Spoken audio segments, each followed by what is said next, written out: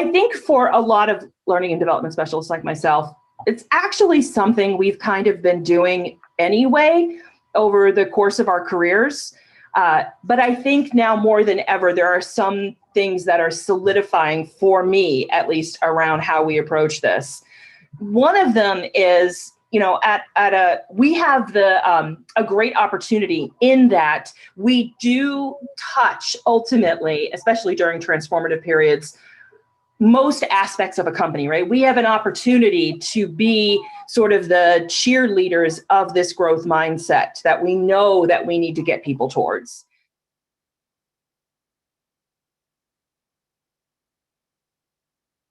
Hello, everyone, and thank you for joining us for today's session of Learning Unlocked. My name is Josh Blank, and I'm the President and Chief Product Officer at Open Sesame. I'm super excited to be hosting our virtual fireside chat with Emmanual Acho. Emmanual is a New York Times bestselling author and the host of Uncomfortable Conversations with a Black Man. His groundbreaking online series to drive meaningful dialogue around racial insensitivity and ignorance launched in June of 2020 and now has more than 80 million views after just 1 year. In addition, Emmanual is a Fox Sports analyst and the co-host of Speak for Yourself on FS1. He's a former NFL linebacker and has a master's degree in sports psychology from the University of Texas. Emmanual, thank you so much for joining us today, and thank you for all the great work you're doing to educate the world and start a dialogue on systemic racism. To kick things off, I'd love for you to tell us a bit about your journey and how Uncomfortable Conversations with a Black Man came to be. Yeah, Josh, I will try to keep it tight, but also keep it interesting. First off, great to be with all of you. So who am I and why in the world am I talking to you right now? I am the youngest of four. I have three older siblings, and I am first generation American. My parents were born and raised in Nigeria. You will see why that matters here shortly. So my parents come from Nigeria in the late 1970s, early 1980s, and instantly send me to a private school called St. Mark's School of Texas. It's an all-boys school, Josh. Had to wear a uniform. Gray slacks, white button-down shirts. Again, I repeat, it's an all-boys school. So my social skills were lacking in the worst way. But now I'm going to this #1 school in Texas. It's literally the #1 academic school in Texas. And I was immersed in white culture because it was predominantly white. Remember, I am Nigerian, so I am Nigerian cultured. You can be Black by skin color, but not necessarily be Black cultured. So I'm Black, but Nigerian cultured. You'll see why all of this makes sense as I continue to tell the story. So while I am going to St. Mark's, my parents may say, you must be a doctor, you must be a lawyer, you must be an engineer, and then thick Nigerian accents, Josh. And the craziest thing is, St. Mark's, you're supposed to be a national merit scholar. Like, that's why you go to St. Mark's. You go to Harvard, Yale, Princeton, Columbia, etc. True story. The kid in a grade above me, he was in 8th grade when I was in 7th grade. He won the national spelling bee that you see on television. His winning word was Poco Karanti. His name was Saigon Turi. That just lets y'all know the type of brainiacs I went to school with. But Josh, I looked around and I was like, well, I'm 6'2", 240 pounds, so I guess I'll play football. Football it is. I wind up playing at the University of Texas. I get drafted to the Cleveland Browns in the 6th round of the NFL draft in 2012. I get traded in 2013 to the Philadelphia Eagles. Now, how I end up in this sort of dialogue. Remember, I was Nigerian culture, but I was thrust into primarily white culture. So, Josh, my parents come to America with a blank canvas. Ain't no such thing as racism in Nigeria. Everybody Black. Now, there might be classism, but there's definitely not racism. So I'm at St. Mark's, Josh, and I'm hearing things like, well, Emmanuel, you don't even talk like you're Black. Or, Emmanuel, you don't even dress like you're Black. Or, Emmanuel, you're like an Oreo. Black on the outside, white on the inside. So, Josh, now I'm having an identity crisis. Because I'm like, I think I'm Black. I'm Black by skin color. But what do you mean I'm not Black? And at that point in time, I realized that to be Black to my white friends in my high school was to be a rapper or to be this thug from the hood. You couldn't be Black and intelligent to them. So now I go to college. And at the University of Texas, I'm immersed in Black culture playing on the football team and immersed in Black culture in the NFL. And at that point in time, I realized that I was very unique in my life upbringing. I'm bringing the story to a close. I say it like this. After George Floyd was murdered, it was highlighted to me that there is a language barrier in our country. Emmanuel, what the heck do you mean there's a language barrier? English is the first language. English is translated differently based upon the culture in which you were brought up. And so, Josh, I'm realizing that my white brothers and sisters don't fully understand what my black brothers and sisters are saying, and my black brothers and sisters don't fully understand what my white brothers and sisters are saying, because there is a communication disconnect based upon your upbringing. But remember, like I said, I was raised and immersed in white culture, then immersed in black culture. Josh, go back to high school for a second if you can. Remember that foreign language you took, likely Spanish, maybe Japanese, maybe Latin or French, maybe German. Your foreign language teacher would say this, Josh. They would say, Josh, if you want to be fluent in a foreign language, you have to immerse yourself in the culture. You can listen to Spanish-speaking music. You ain't going to be fluent in Spanish. You can have a Spanish-speaking best friend. You ain't going to be fluent in Spanish. But if you study Spanish and immerse yourself in a Spanish-speaking country, that is how you become fluent. And I realized, wait, I was immersed in white culture growing up, and then I was immersed in black culture growing up. So I try to now act as a communication aid between my black brothers and sisters and my white brothers and sisters. And that is how uncomfortable conversations with a black man, that's why it's been so powerful, I would think. Emmanuel, that is an awesome story, and is actually a great segue to my first question. So many of our attendees today work in the world of learning and development and corporate education. And I think one of the big challenges we face is that each of us come to work with our own cultural experiences and backgrounds. And we might not have had the opportunity for an immersive experience in another culture. So I'm curious as to your thoughts on how we as leaders should approach the subject of race, diversity, equity in our organizations and help build those cultural bridges to create an inclusive work environment where everyone feels appreciated and empowered. Really good question. First thing is educate yourself before you approach it. It's the very first thing. Josh, growing up, whenever I would be on flights, my parents would have to entertain me because I was a very, excited kid. Really, I was just a troublemaker, but I'm trying to be nicer to my younger self. So I was a very excited kid, Josh. And so I would often play on the computer. And if you remember, if you're playing on the computer and you go past paint and you go to the game section, you see solitaire, too complicated for me. You see a game called Hearts, too boring for me. So then I would click on the game called Minesweeper. But here's the problem, Josh. I never knew how to play Minesweeper. So I would just click around on different numbers and they would be different colors until bang, I would step on a mine. And I think that's what so many leaders of diversity and inclusion do. They don't really understand how to navigate the terrains of these conversations. So they just kind of verbally click around and then accidentally and incidentally step on a emotional mine. So what is my advice to the leaders of different companies, of different diversity and inclusion groups is do some research to educate yourself. Read different books, watch different movies. Remember, Josh, the difference between an autobiography and a biography. Autobiography written about the author by the author. Biography simply written about the author. Josh, if you let me write my own book about myself, it will be the best story of Emmanuel Acho you've ever heard in your life. I was the most athletic, the most fun, the most charming, the most handsome, because I'm just going to favor myself. American history is much more like an autobiography. It's white history written by white people. And so then you wonder why there's a disconnect when you try to tell your black brother and sister that the Civil War was about Southern pride. And they're like, it was about slavery. Well, no. I read it was about Southern pride. Autobiography versus biography. And so I encourage our leaders to do a better job of educating themselves. And the last thing I will say is this on this matter. Understand who you are trying to serve and make sure you are capable of serving the person you intend to serve. Josh, if you have a group of white men trying to serve a group of women, how are they going to know how to best serve those women unless they have women advising them on how to serve them? If you have a group of white men and women trying to serve a group of black individuals, how are they going to know how to best serve that group? If you have a group of black and white men trying to serve a group of Asian American individuals, how are they going to know how to best do that? So let's not be too proud to elicit help from those whom we're trying to serve.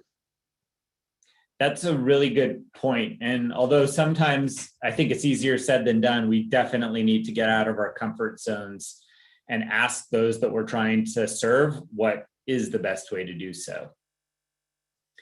So along similar lines, do you think it's appropriate to have uncomfortable conversations at work? And do you have a go-to process for dealing with someone who might say something offensive?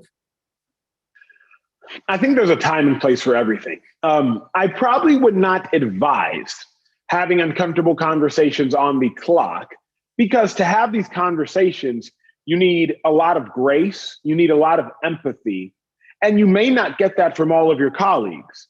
And so if you enter into a conversation at the workplace, at the Zoom place, while you're being paid to do a job, then all of a sudden you may get into some sort of emotional turmoil with a colleague for no reason. So you can't just go out and be like, well, today I'm going to go have a conversation on the job. No.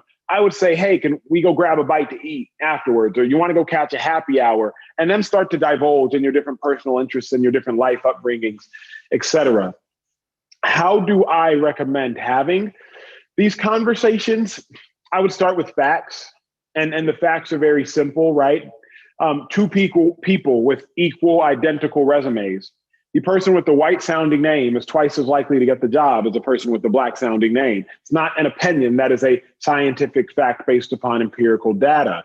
So if you really want to start to have meaningful dialogue around the conversations of racism, yes, your experience is your expertise, but also understand there's data around these subject matters that truly just can't be disputed. Emmanuel, that's a great point. I think speaking with data always helps the conversations run smoother. So since starting the series, can you tell us maybe what some changes you've seen in yourself and perhaps society at a larger scale? It's a good question. I think that I have seen intentions change. Josh, when we talk about cancel culture, which people use so flippantly in our society, and our society executes very flippantly as well, cancel culture exists because we only look at action and we don't do a good enough job of looking at intention. White brothers and sisters, black brothers and sisters, Hispanic brothers and sisters, et cetera, et cetera, et cetera. We all try at times to have great actions, but our intention is misguided. And so I think since I started having these conversations, I have seen intention and action start to match up better. What do I mean? In our judicial system, we have degrees of murder. First degree murder, premeditated. Second degree murder, it's a crime of passion. Then you move down the rungs to involuntary manslaughter. Now, Josh, involuntary manslaughter, it is still lethal, but it was unintentional. See, we have degrees of racism. First degree racism, maliciously saying the N-word, owning slaves, et cetera. But you move down the rungs and you have involuntary racism. Emmanuel, you're so smart for a black man. Emmanuel, you don't sound like those other black men. Like, you're emotionally killing me, although it is unintentional. I think we've raised awareness now around the difference between racism and racial ignorance, racism and racial insensitivity. So what is the difference? To me, racial ignorance can play itself out as racism, but racial ignorance in and of itself is not always inherently racism. I don't think that the 12-year-olds who were telling me, Emmanuel, you're so smart for a black person, or Emmanuel, you don't even dress like you're black. I don't think those 12-year-old kids were racist. I don't think they could define racist. I also believe being racist means you must have power, privilege, and prejudice. 12-year-old kids did not really have power, although a lot of them did have privilege. So with that being said, Josh, they were racially ignorant. They were racially insensitive. And so many of us in our society right now are racially insensitive. We are racially ignorant. We are sexually insensitive. We are sexually ignorant. And those things can play themselves out as racism, et cetera. Yeah, I think we can all learn to better manage that balance between impact and intent. It's never easy, but it really is important that we come to understand how we and our actions and speech can affect people and impact them. As a white person, I've grown up with quite a lot of privilege afforded to me, and I'm curious as to what some of the common mistakes you see privileged people make. that they're unaware of, and how can we become more aware of how privilege impacts us all? Okay, let's put the car in park here for a second, Josh, if we shall, because you can't just throw a word like privilege out there and let's skate on by. That is a volatile word, right? You might get sent to jail for using it, at least Twitter jail. So let's define privilege. All privilege is special access granted to something or special immunity granted from something. Let me first tell on myself. I've been afforded celebrity privilege at times. Josh, when I was playing in the NFL, true story, I was given a celebrity card to a certain restaurant. So Josh, whenever I go into this certain restaurant, I can order whatever I want, swipe the card at the end, and it is free. I'm given that card because I am a celebrity. Not because I'm black, not because I'm white, not because I'm 6'2", not because I'm 5'1". I'm given that card because I'm a celebrity. That celebrity card granted me certain access to that restaurant that other people do not have. But here's the kicker. On the back of that card, it says, Emmanuel, you can throw a party at this restaurant for 100 people annually. So Josh, I threw it for the homeless. I don't say that to toot my own horn, but I use my own privilege to benefit those around me who didn't have the same privilege. So now, what's white privilege? White privilege is not saying your life hasn't been hard as a white person. White privilege is simply saying your skin color hasn't contributed to the difficulty of your life. Surely as a white person, your life has been hard because all of our lives are difficult, but it's not your whiteness that is making your life hard. Whereas in society, it can be someone's blackness or their black skin color that makes their life difficult. I'll put it to you like this, Josh. I got a mall about 2 miles from me. I ride my bike to it ever so often. One day, Josh, I'm riding my bike to the mall and I'm zooming there. I'm getting there in record time. Thought I was doing all the work myself until I head home the other direction. All of a sudden, I'm pedaling as fast as I can and I couldn't go anywhere quickly. Why? Because going to the mall, Josh, I had a tailwind. And going back home, I was biking into a headwind. And that's what I submit white privilege can be in our society. You're still working, you're still on the bike, and you're still pedaling, but you have these invisible forces, if you will, these invisible systems, if you will, that help propel you forward, as opposed to other individuals that are moving into a headwind. So I think first we must all identify our certain privileges. I have able-bodied privilege. When I park somewhere, I don't have to calculate, is there an elevator, is there an escalator, is there a ramp, are there stairs? When I tore my MCL while playing in the NFL, I lost that privilege. But we all have to understand that we are all privileged in certain capacities. Now, how can we use our privilege for the benefit of others? Emmanuel, that's a great definition and explanation that I wish more people could hear. I think it's disarming for some people that might be triggered by the term. So I'm definitely going to refer to it when it comes up in conversation. But I think I've been asking you enough questions, and I know we have some people in the audience who would like to ask a few questions. So let's see what we've got. Looks like Alexa has a question. I'm curious to hear your thoughts when someone says, well, I don't see color. I understand the intent and sentiment behind that statement. It's well-meaning, but I wonder if that is still the best way to exist in our world today, and would love to hear your thoughts. I don't see color is well-intended, but poorly executed. We should all see color and appreciate color as we all see the different things that make us unique. Josh, if it were raining outside and it stopped and you and I were to walk outside and I point to the sky and say, Josh, look at that rainbow. You look at me. I don't see it, Emmanuel. I don't see color. How idiotic would that sound?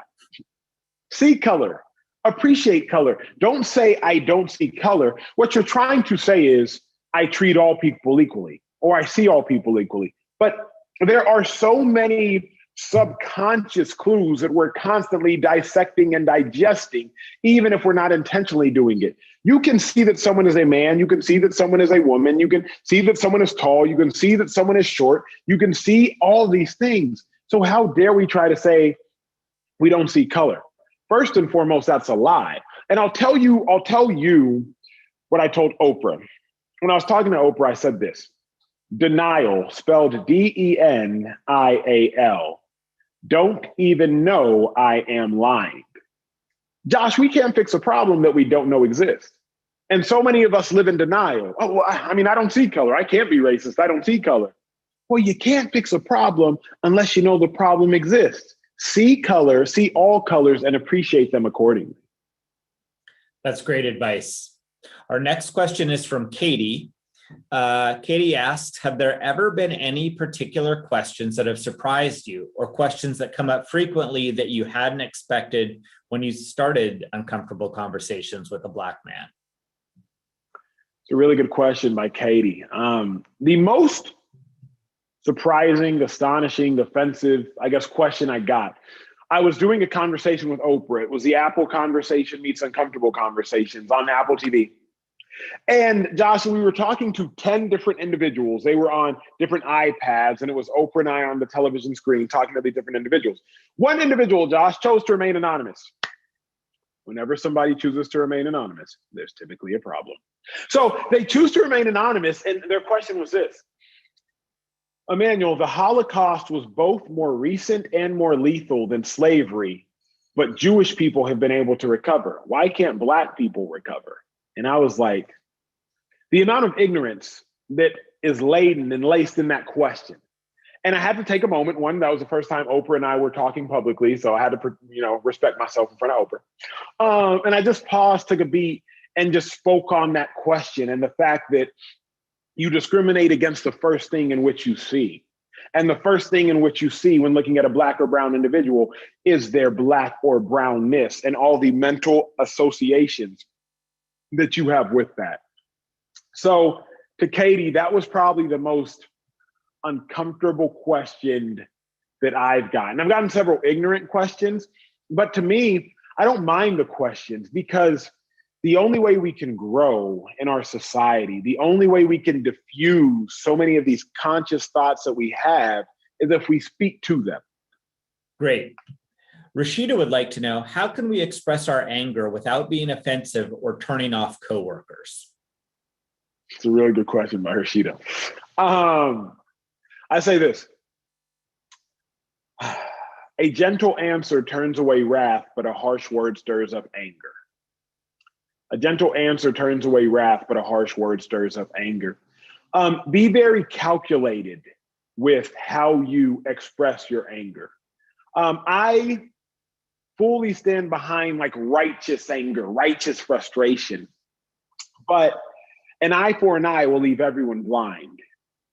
So be very calculated with how you express your anger, because if you express your anger and you cut someone emotionally, there may be no recovery from that. And so I get angry at times, but I'm very calculated with how I express my anger. Sometimes I just express my anger to friends. I express my anger to loved ones, to siblings, so that when it's time now to publicly engage and interact, I can speak with calmness and humility. So typically, anger may be a great motivator, but anger will probably not be a great solution.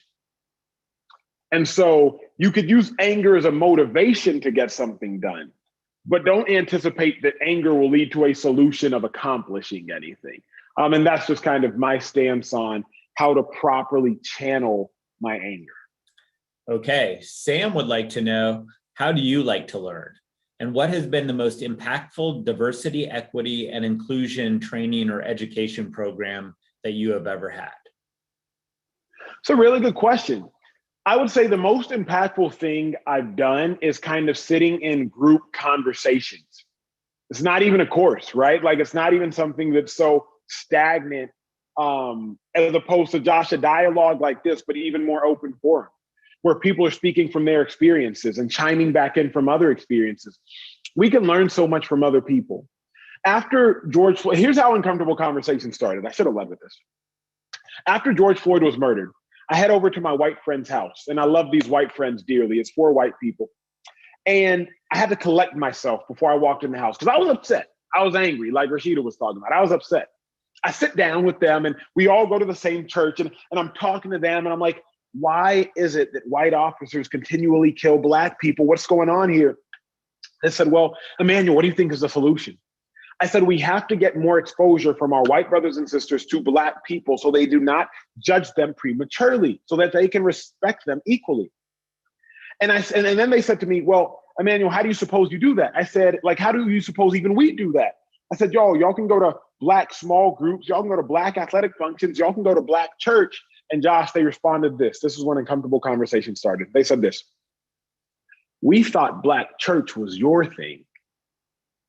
I said, oh, that's crazy, because I love y'all dearly. I've been in both of your weddings. There were two couples I was sitting there with, and they didn't even know the jurisdictions or lack thereof of Black spaces. So if you all, white people who love me dearly, think that Black church is my thing, then imagine how lost some of these other white brothers and sisters that may not have close Black confidants are about Black culture, Black spaces, Black communication, etc.